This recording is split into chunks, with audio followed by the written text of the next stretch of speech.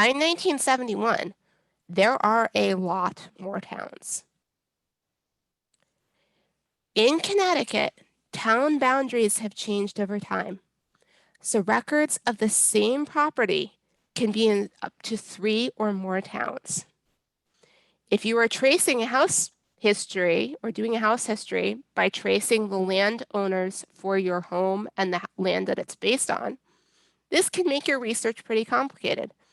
To find the appropriate records, you have to find the correct town. How do you do that? Thankfully for us, the Connecticut State Library has a great webpage.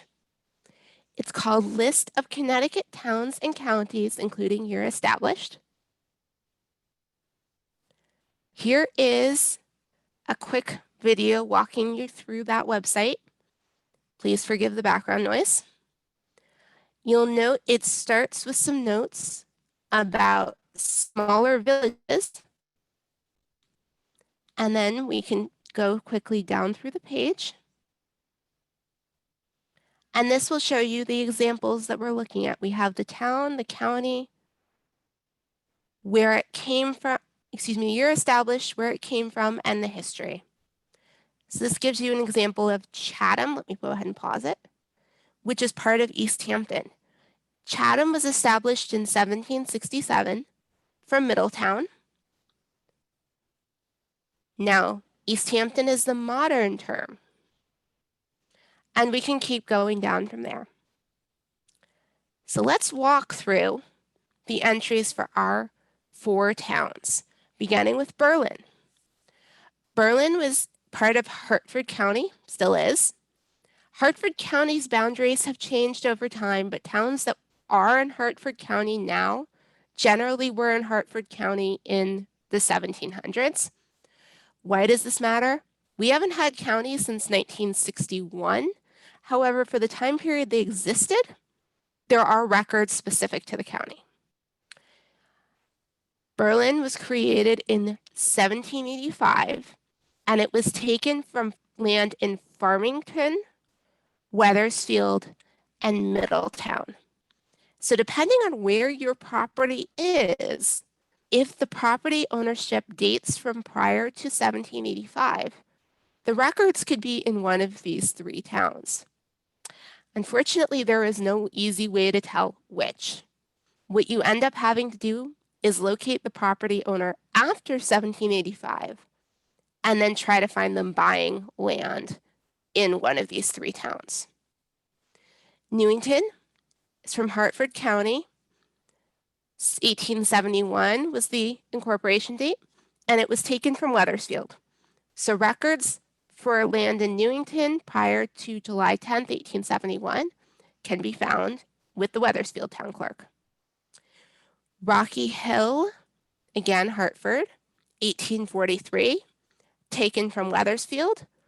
Records for property in Rocky Hill, if they date prior to May 1843, can be found again with the Wethersfield town clerk. Wethersfield was an original town for Connecticut. It was incorporated in 1634, settled in 1634, named in 1637, and incorporated in May of 1822. So provided your property was in Wethersfield after 1634, the records are still there.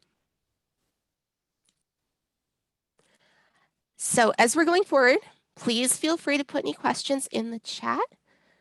But this is the basis we need to be aware of as we start researching the history of our properties.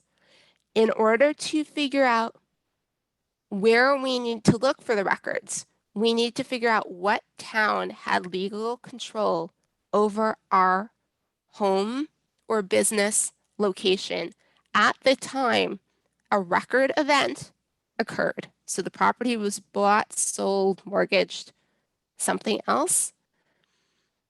Let's keep going so we can figure out how to access the records now that we've identified the appropriate towns.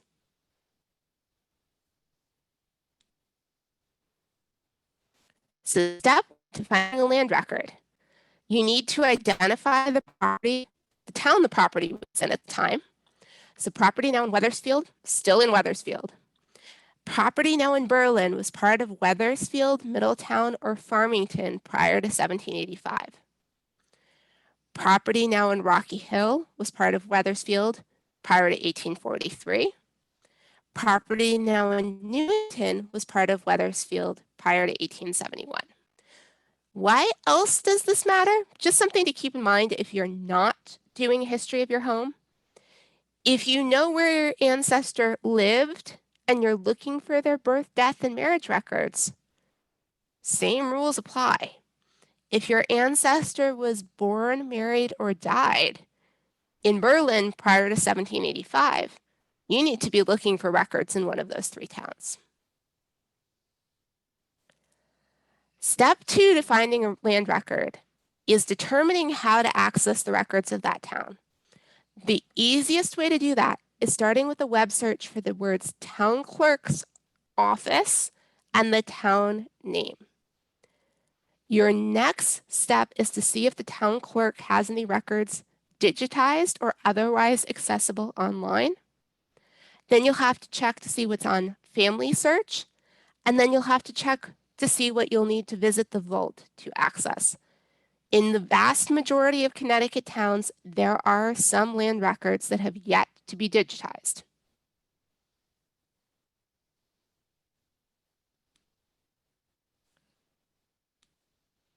So do we have any questions before I keep going? Please feel free to put questions in the chat.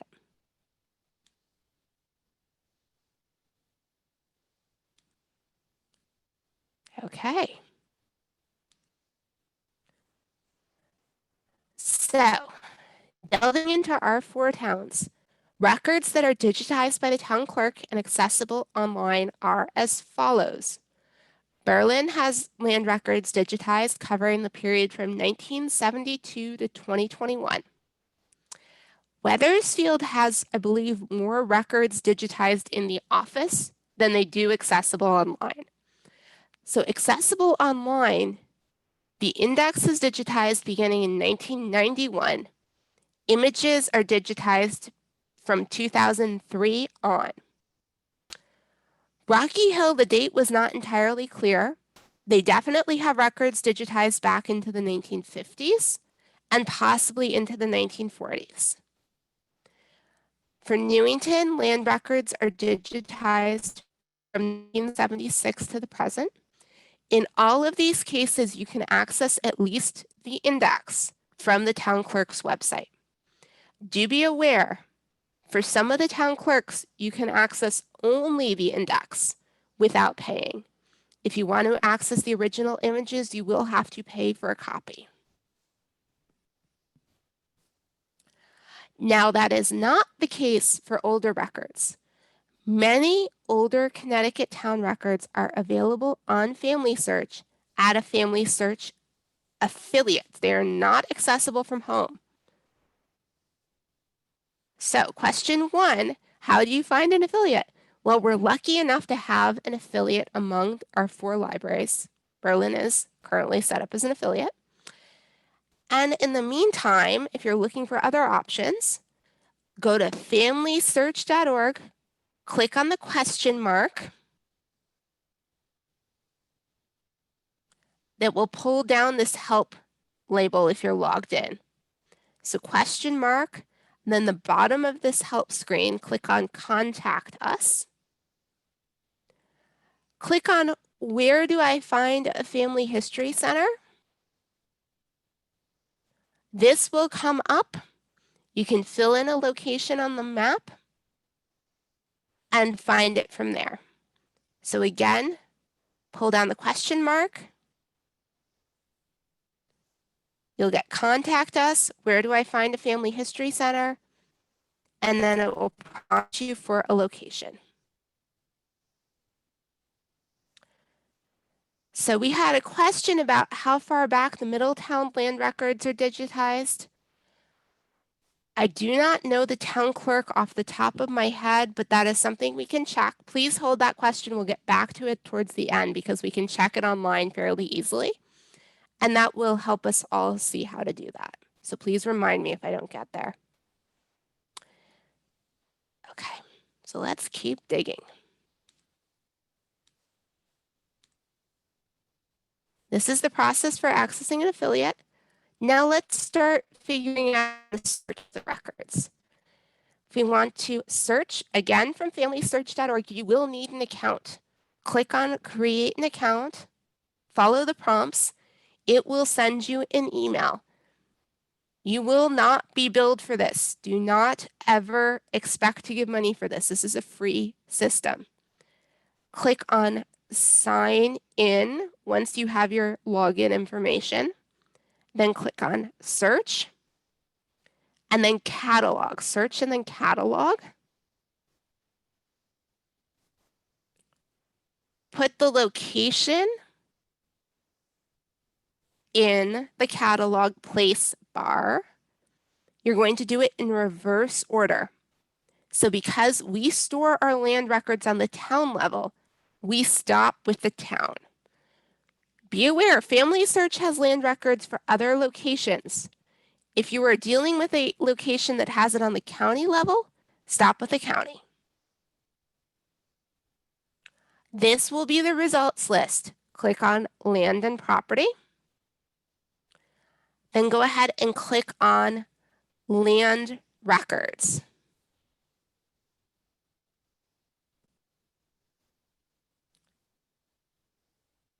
Here is the catalog search screen.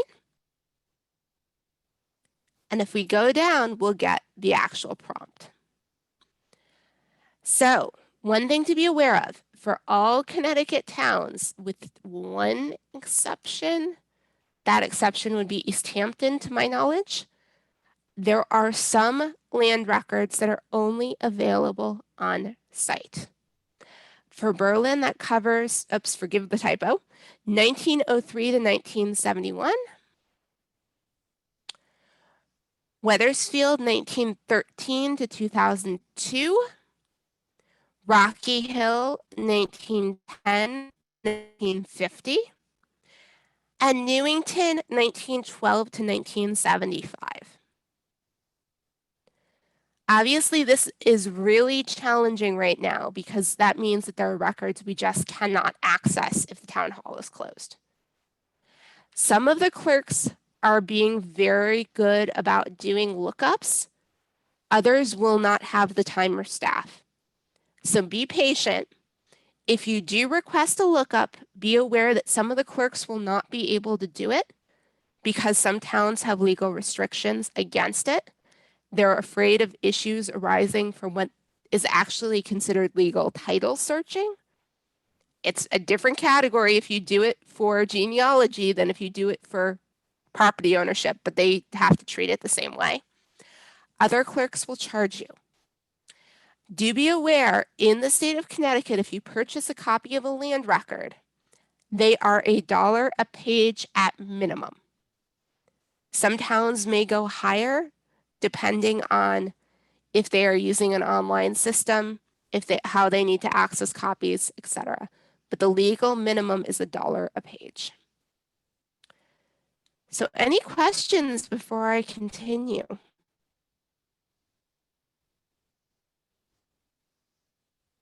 Please feel free to put questions in the chat.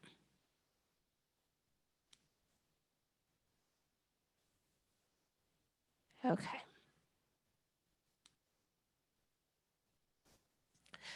So step 3 to finding a land record, you need to access the records. This is the same no matter whether you're doing it digitally or you're doing it on site. The difference, you're dealing with physical books when you're doing it on site. You need to access the record somehow, so that may mean going to the website, going to Family Search, or going to the vault. You want to start by checking the grantor grantee index. Depending on the town and the time period, these can exist in a number of different ways. Some towns have the grantor and grantee index as 2 separate sections of the same book. Some towns have them as separate books, and some towns have them as alternating pages in the books. And honestly, sometimes it depends on the time period, and the town will have all three. The grantor index is the seller index. So it's listed by the last name of the person selling the property. The grantee index is the buyer index. It's indexed by the last name of the person buying the property. You want to make sure that you check both indexes. It seems kind of self-explanatory, but the reality is not everyone buys all property they sell. You can inherit property, and that is never entered in the grantee index. You can end up with property through other means, and it's entered under a different name, a different spelling. If you think about it, women could, and still do inherit property under a maiden name and sell it under a married name. So you need to check both indexes under all possible names to make sure that you find all deeds for your property. Finally, you want to pull, locate, and copy the deed. It is much easier to ensure that you are looking at all of the deeds for the property when they are looked at in sequence. If you can't find a listing, you need to remember that land could be passed in other ways. The most common one is probate. So land is passed through an estate. Sometimes file the land transfer in the deeds, often they wouldn't.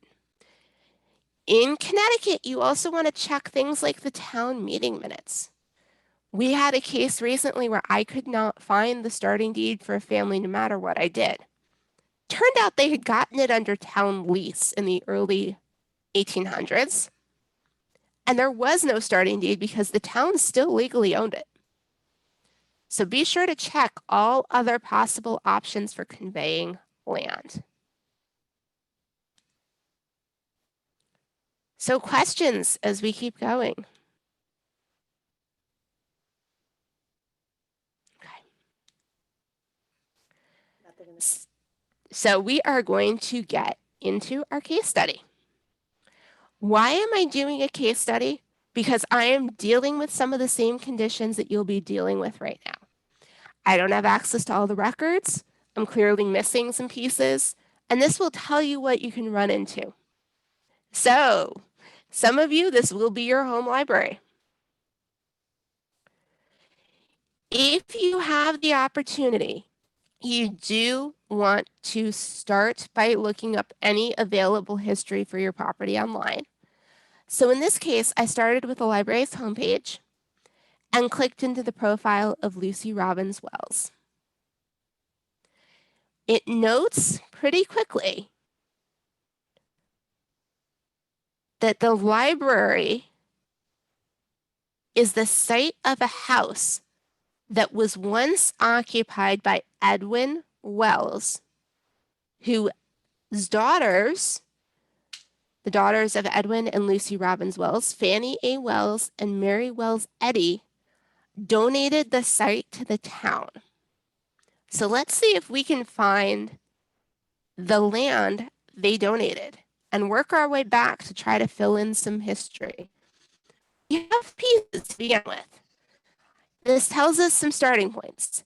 That the library was dedicated in 1939, that land for the library was donated by Fannie A. Wells and Mary Wells Eddy, the daughter of Edwin and Lucy Robbins Wells, that Edwin Wells, their father, was raised in a house on the site, and that house was built by General Roger Wells soon after the Revolutionary War.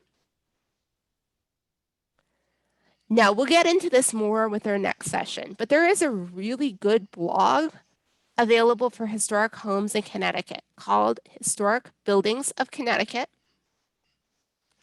And here's the profile. A lot of this sounds very similar. Library was dedicated in 1939, built on the site of the General Roger Wells house, which burned down in 1855.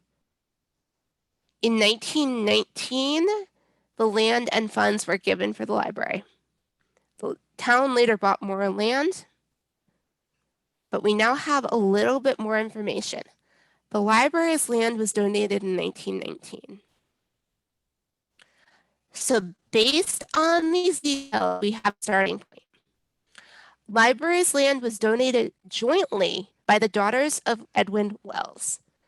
Because it was joint, they likely inherited the land in his estate.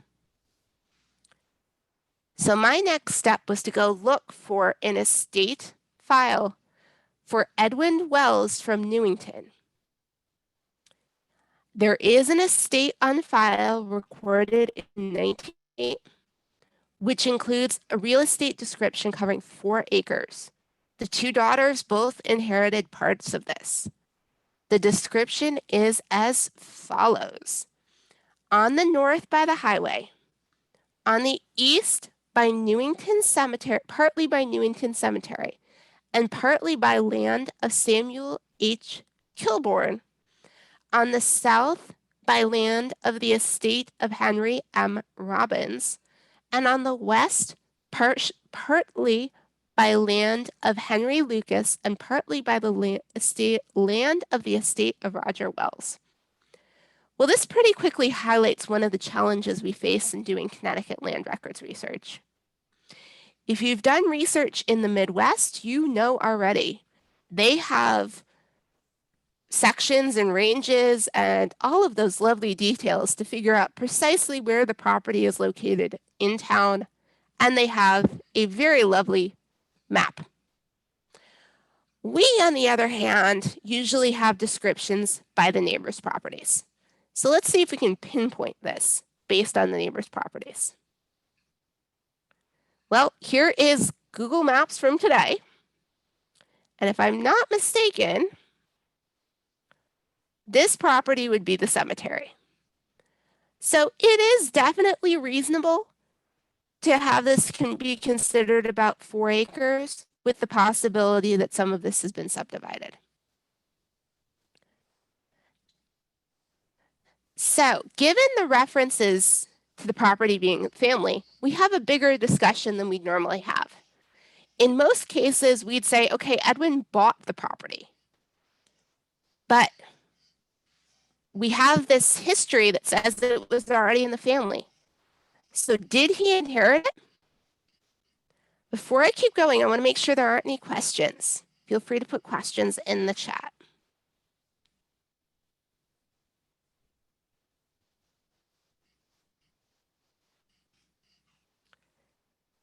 Okay, so we actually have Edwin's father's name, but I wanted to confirm it.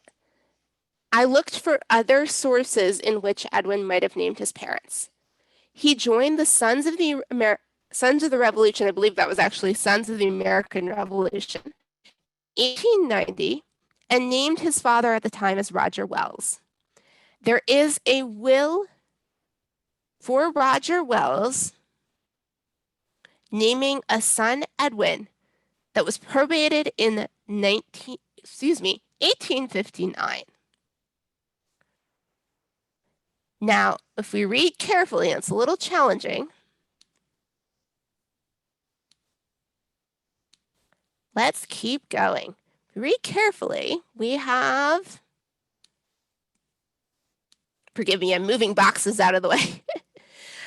First, I give and bequeath to my son Edwin Wells and his heirs and assign, so anyone that they sold it to, forever, all the lands west of a line running north from the west end of the 3-acre lot owned by Mary Kellogg to the south line of Erastus Kilbourne's lot, bounded as follows: north by the land of Erastus Kilbourne, and land by land this day willed to Roger Wells Jr., and by land of Henry Francis, east by land this day willed to Roger Wells Jr., south by land now owned by Edwin Wells, Highway, and Mary Kellogg, and west by land of Mary Kellogg and Highway.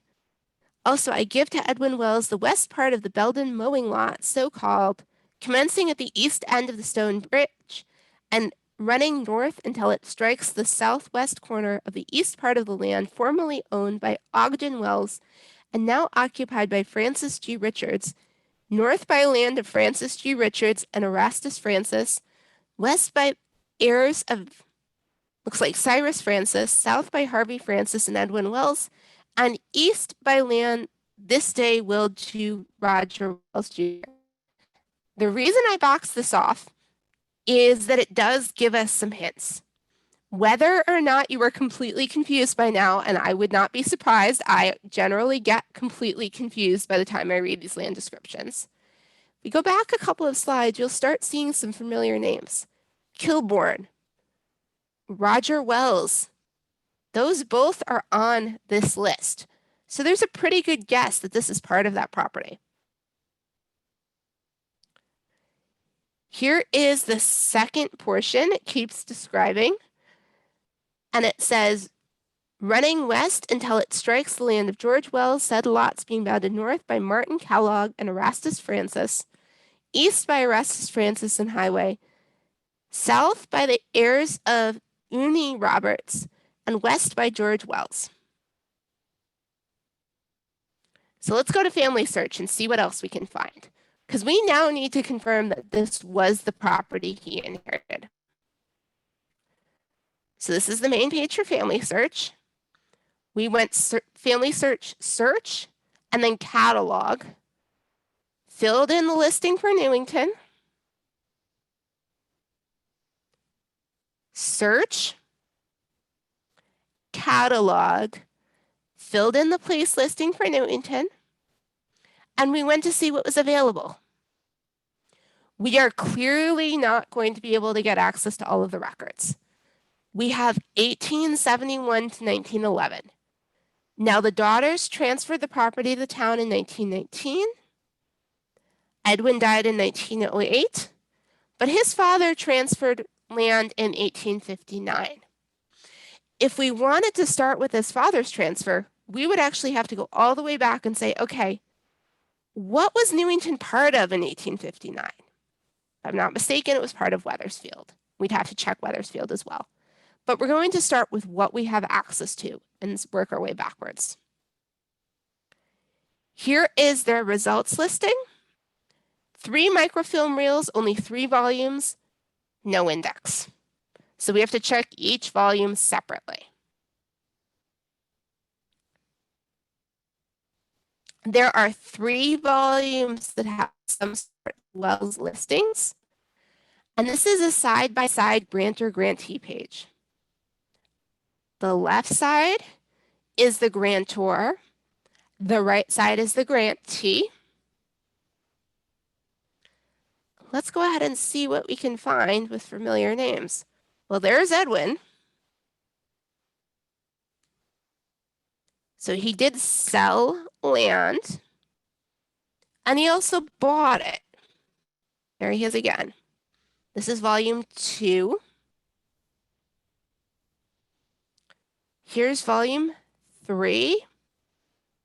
We don't know for sure what each side means, but you can usually take a good guess that if there are entries on the left and right sides of the page, the left side is probably a grantor and the right side is a grantee. And here's Edwin again, 38 and 39 and 104.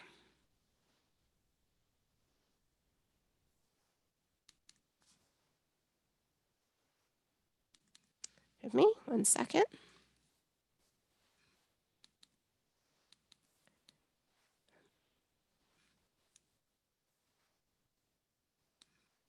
Once in a while, PowerPoint decides to make things a little challenging. There we go. Here is volume 5. You'll note that we do not have any easily visible listings for Edwin on the grantor side of the page.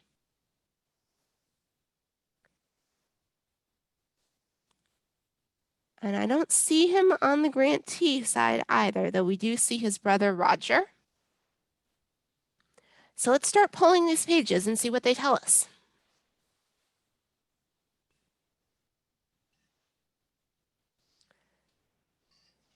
So some of the records are mortgages or liens. That can make your research really, really challenging. One thing that we don't think a lot about when we do land record research now is mortgages. We see them all the time, but they usually have the information from the bank on them.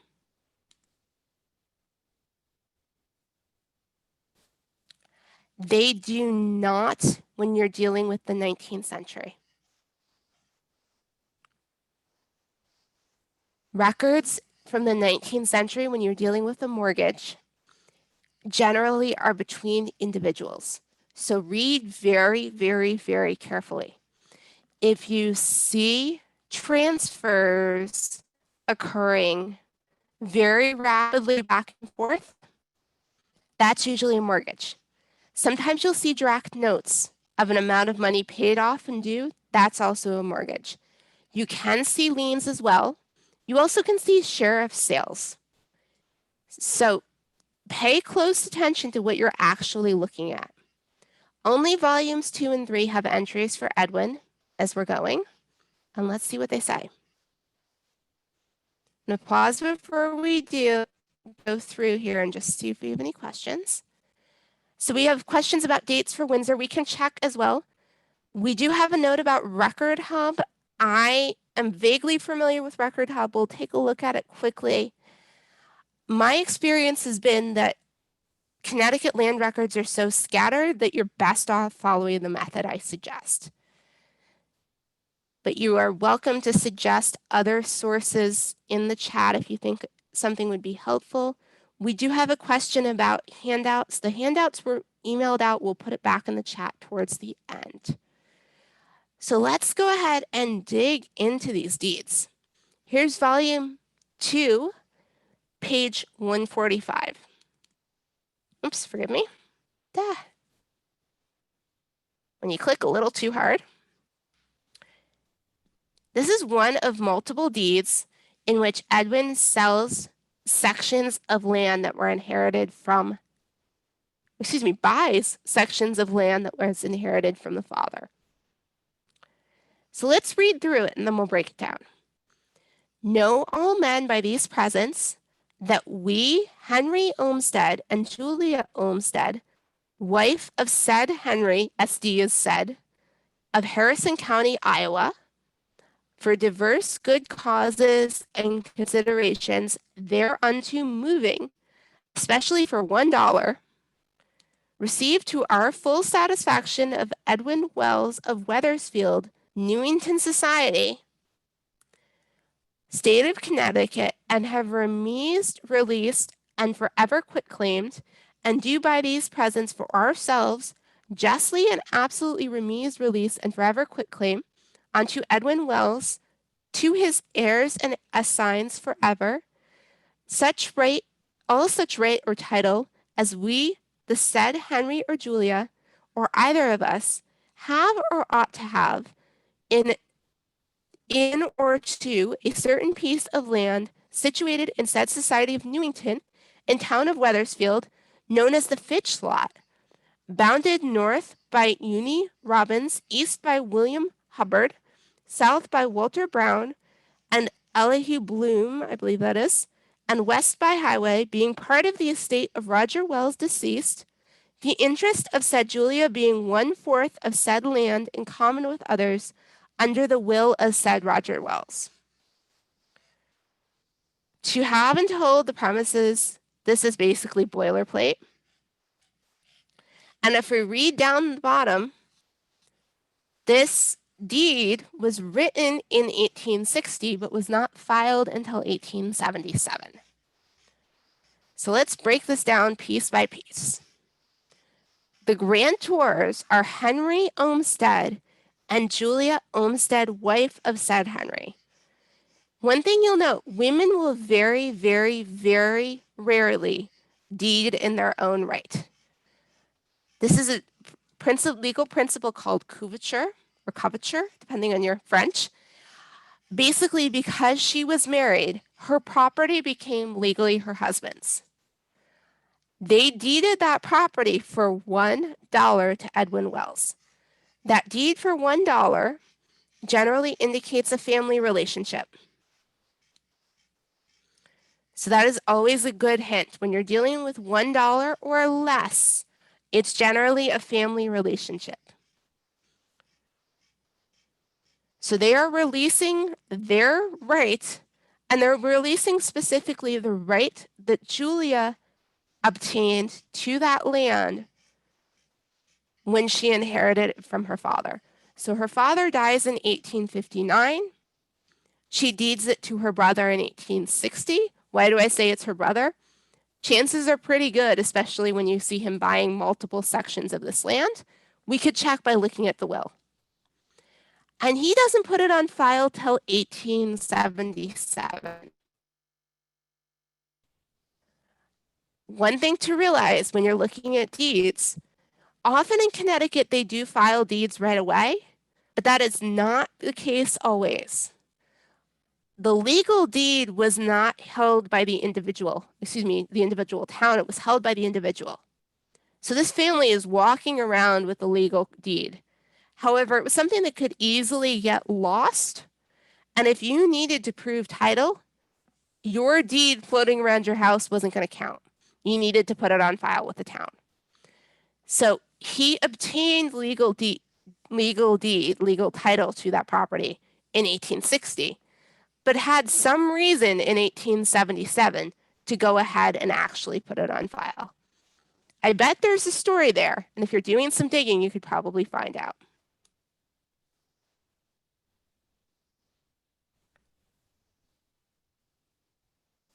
He has, I believe, two or three other deeds similar to this, in which he is buying out his siblings.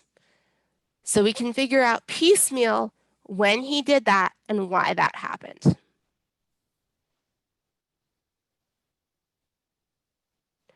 So the next big question becomes, where do we go from here? First thing we'd want to do would be to confirm the neighboring property.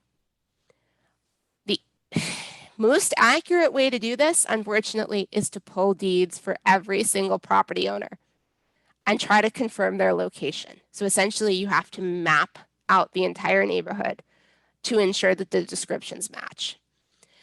The shorter way to do this is that you hope that there is a map covering the period that will show you what the neighbors are and can help you narrow down the location. And then you can follow similar maps backwards. We'll get into those maps in our next session, but be aware that they just don't exist for a lot of Connecticut towns. Or there is a map in 1750 and a map in 1950. Obviously, you have different property owners at that time. So step one to filling in those gaps would be to match the description. Step two, we need to fill in the history. Let's get the rest of those deeds. Try to go forward and go back to confirm that we have the right property.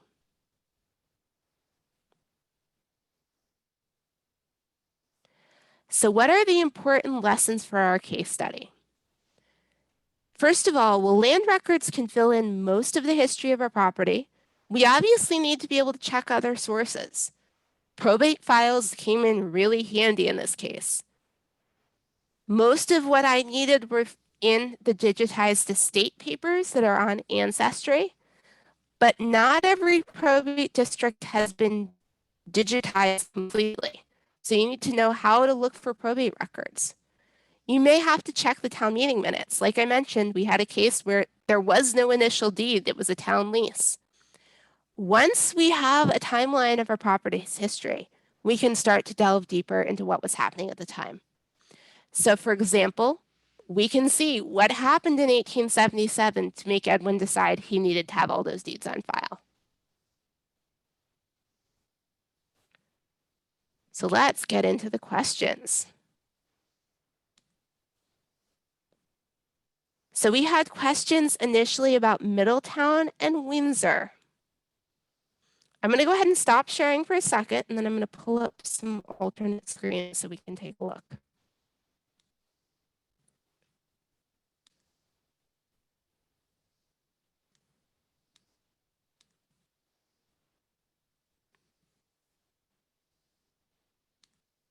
Give me just one second.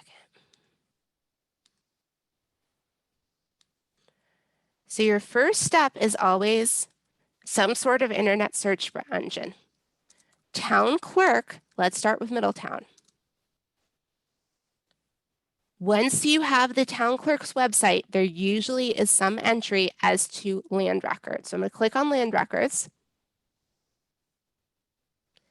And this tells you what is on the town clerk's website.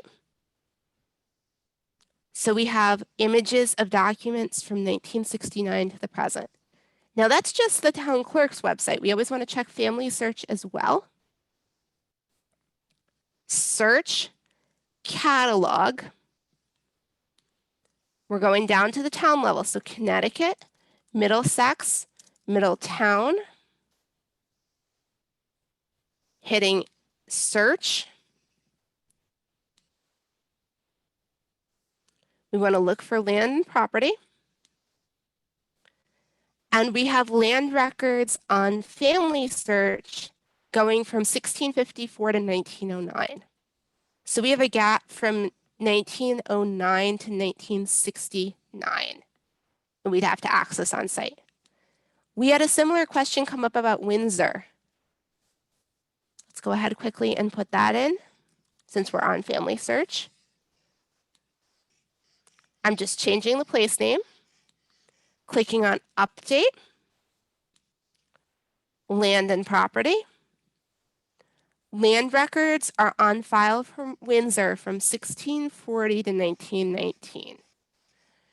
If we wanted to check the town clerk,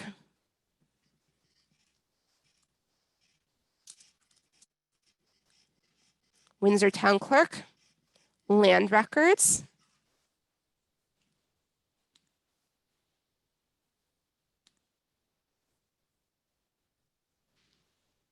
And believe me, forgive me, I'm looking very quickly. I have yet to do this. I believe I just saw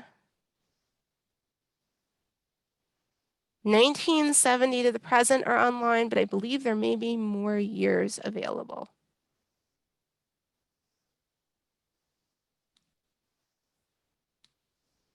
So I'm going to click on land records to see what we have. Okay, so they tell us 1970 to the present are online, but that's just the indexes. If you ever get lost, call the town clerk. 90% of them can tell you, and there is absolutely no issue with them telling you what is and is not online.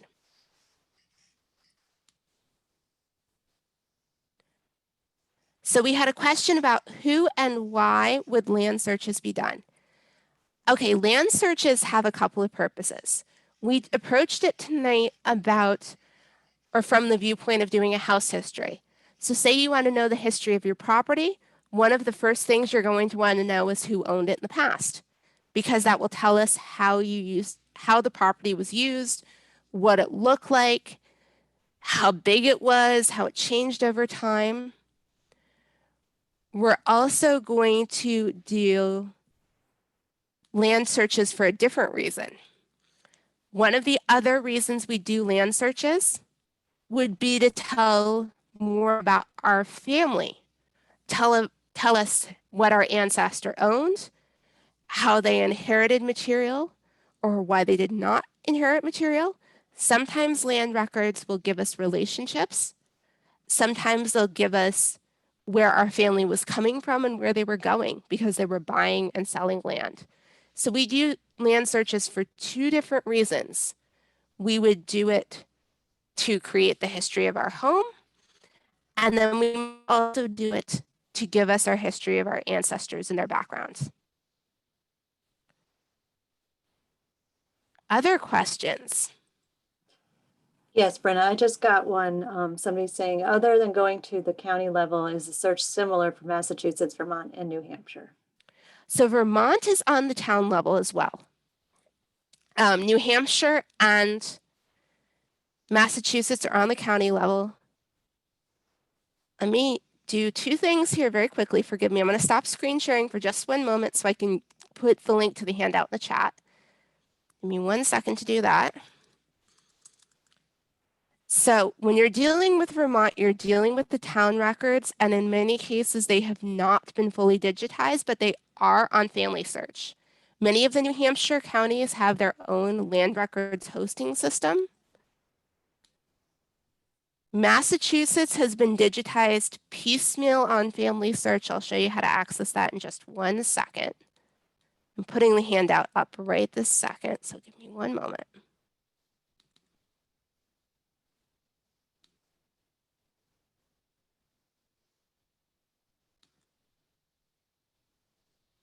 As soon as I get the share link, we'll be good to go.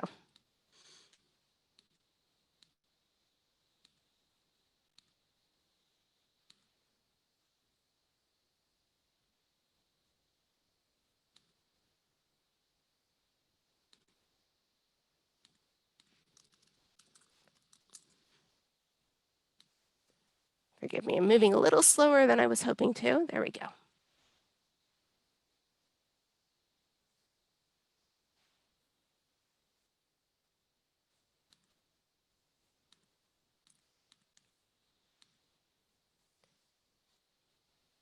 Okay, the handout is now in the chat. Let me go back to sharing screen and let's go ahead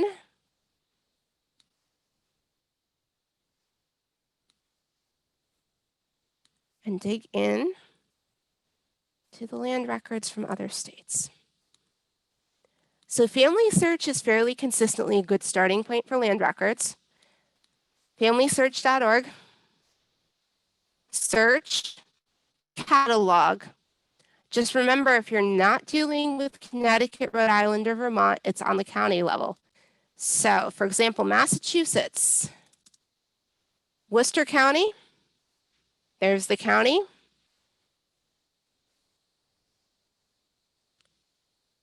They have parent counties where we have parent towns, so pay attention to when the county starts.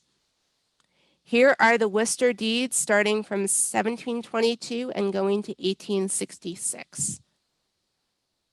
We'll click on it. And you'll notice they have grantee indexes and then grantor.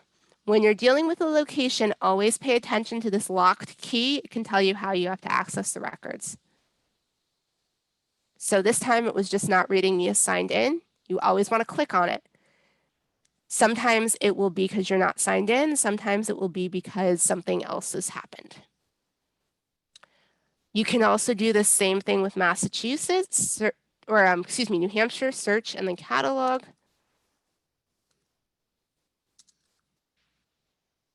So see, we're pretending we're doing Carroll County. Search,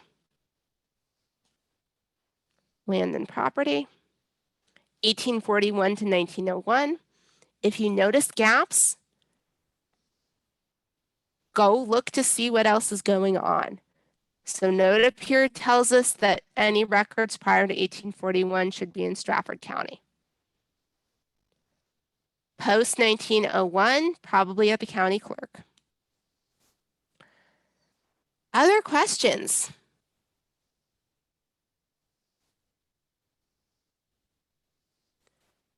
So we had a question about compiling information for the Westfield section of Middletown.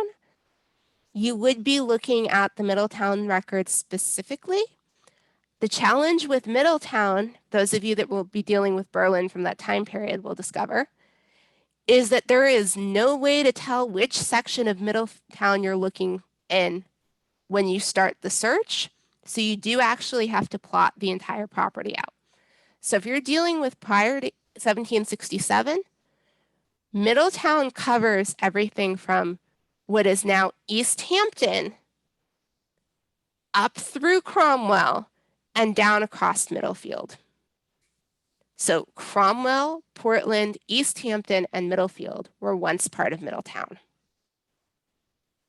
That's where that frustrating portion of plotting out the property becomes especially important. What other questions do you have?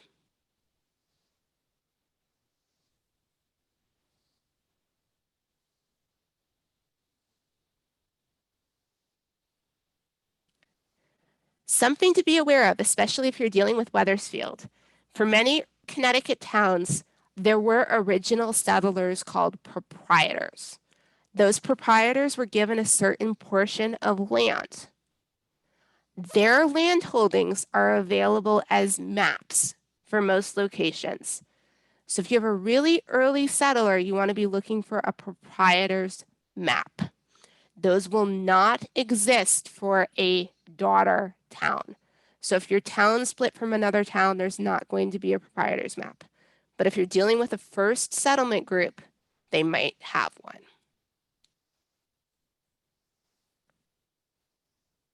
What other questions do you have about navigating land records?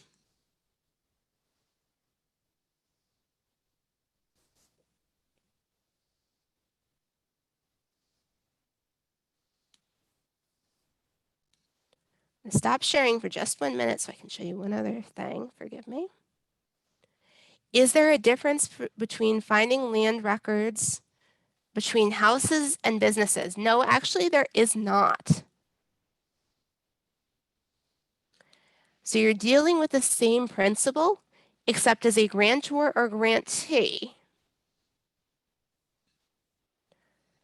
you will have to find a business instead of a location. I was trying to pull up Record Hub, but I was afraid it was going to be a little bit fussy, and it's doing that for me right now. Give me 1 second.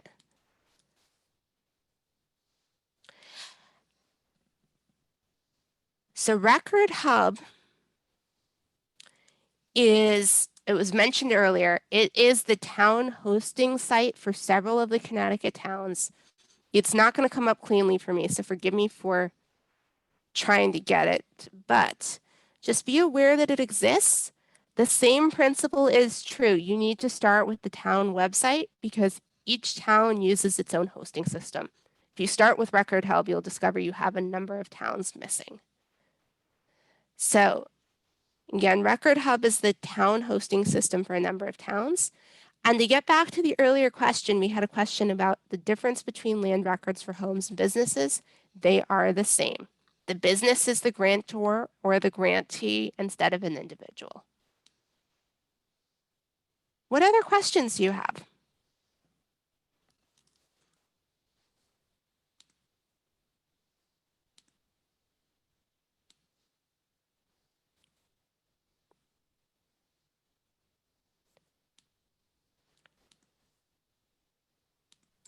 I'm just sharing Family Search again, just so you get to see what you're looking at when you need to start working. So, one thing to consider as you're going forward, trying to put together a timeline for your home or property will help you as you do the next steps.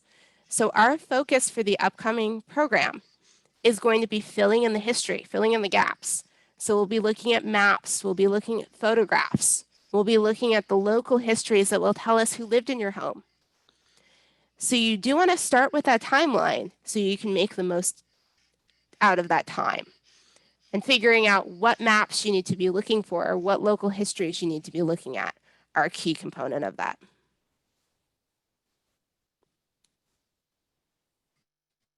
Any other questions? Okay, so what if your house isn't on the land records in town? So, i.e. my house was built in 1929, but Wethersfield doesn't have that time online. So, this is that key gap period that normally wouldn't be a big deal, but it is right now.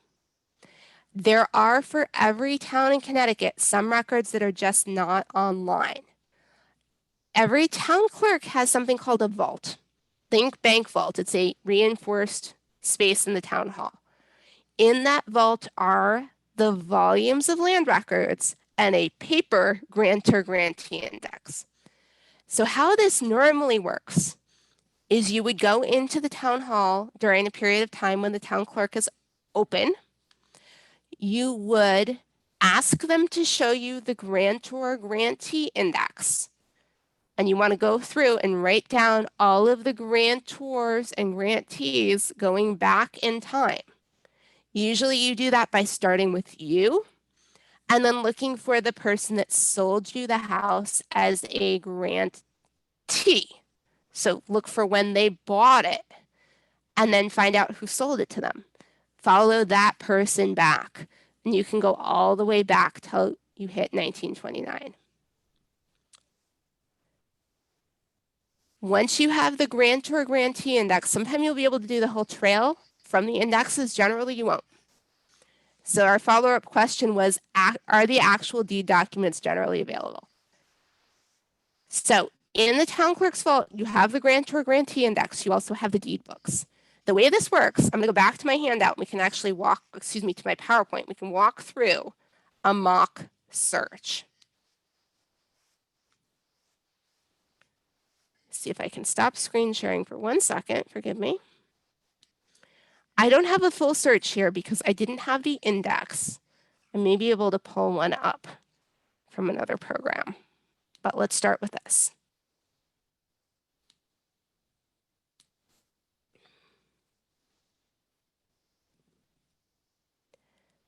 So the way this would work, in most towns, there is a central grantor-grantee index. So how you would start would be with yourself. You'd start with you in the grantee index. So this, in our example, this is a volume. We already know what volume this is. This is volume 2. When they digitized the Newington listings, they didn't digitize the central index. So the way land records work is 9 times out of 10, there's an index in the volume, and then they make a central index for all of the town land records. Because they didn't digitize that central index, we just have to look at the indexes in the volumes. So this is volume 2.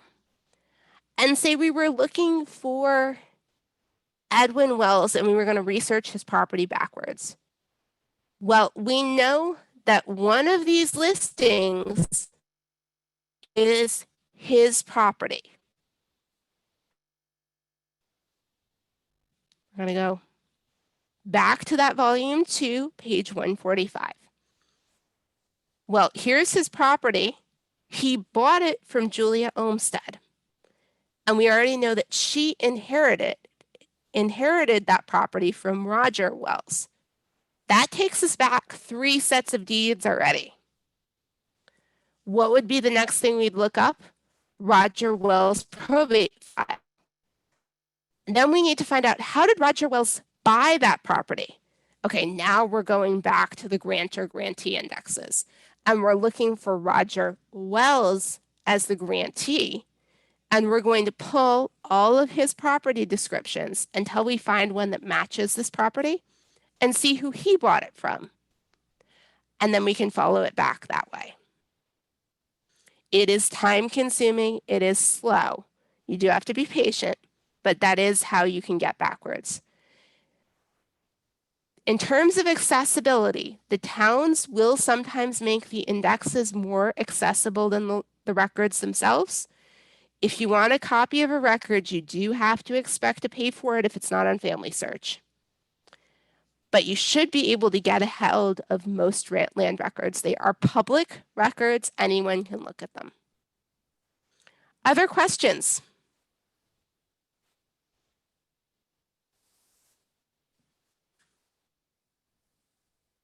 I don't have anything in the chat here. Okay, I was keeping an eye on the clock. I know some of people are heading out already, which is completely fine. So for those of you that are joining us for our next program, please go ahead and try this. Try it out and bring questions about what worked, comments on what didn't work, and use that as your starting point for delving into the stories of your home. Because the land records themselves are kind of boring. We're dealing with property owners, we're dealing with purchases and sales. But if you start building out the story, you can discover a whole lot more. You can discover who lived in your property. You can even discover what it looked like 50, 100, 200 years ago, depending on what images are available. So give it a shot and bring comments or questions so that we can delve into this even more. Any final questions before we call it an evening? My handout, I believe, has my email on it. You are more than welcome to email me a question if something arises later. I will mention that the next program is on Monday, April 26th. You can sign up on one of the respective libraries' calendars and let us know if you have any questions, but we hope to see you all then. Thanks so much, Bryna. Thank you all, and thank you all for coming. Thank you.